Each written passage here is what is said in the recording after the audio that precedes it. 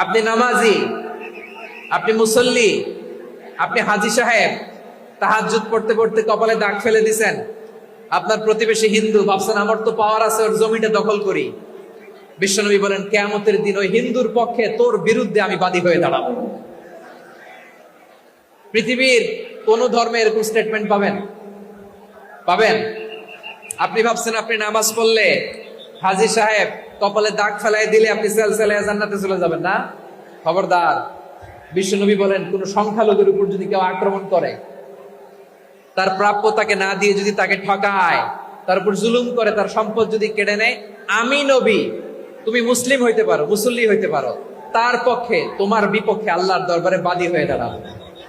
আচ্ছা লালমনিরহাটের ভাইরা, কথা বুঝতে পারলে আওয়াজ করে উত্তর দেন। বিশ্বনবী যদি কারো বিপক্ষে দাঁড়ায় কিয়ামতের দিন, আই রিপিট, আমি আবারও বলছি, বিশ্বনবী যদি কিয়ামতের দিন কারো বিপক্ষে দাঁড়ায়, ও তো সেলসেলায়া জান্নাতি,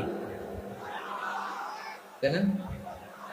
জান্নাতীরা, যে নবীর সুপারিশ ছাড়া জান্নাতের গেটও দেখা যাবে না, ওই নবী যদি বলে তোর বিপক্ষে আমি বাদী হয়ে দাঁড়াবো, ওই জান্নাতে আর ঢোকার কোনো সুযোগ আমাদের থাকবে?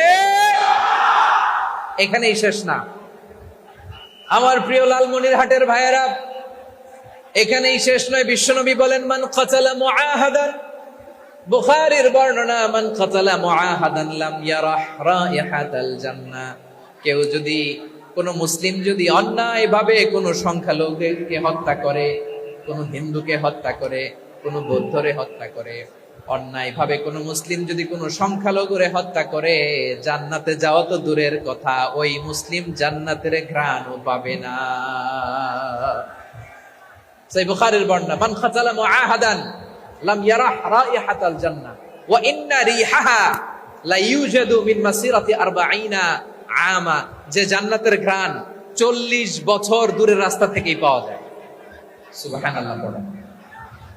প্রিয় ভাইরা, এখান থেকে জান্নাতে পৌঁছতে লাগবে 40 বছর। এত দূর, কত বছর? সবাই বলেন কত বছর? এখান থেকে জান্নাতে পৌঁছতে লাগবে 40 বছর। এত দূরে থাকতেই জান্নাতের ঘ্রাণ আপনার নাকে এসে ধাক্কা মারবে। বিশ্বনবী বলেন যে ব্যক্তি কোন সংখ্যালঘুকে হত্যা করে, জান্নাতের ঘ্রাণ তো পাবেই, জান্নাতে তো ঢুকতে পারবেই না, জান্নাতের ঘ্রাণও তার নাকে লাগবে না। পড়েন নাউযুবিল্লাহ।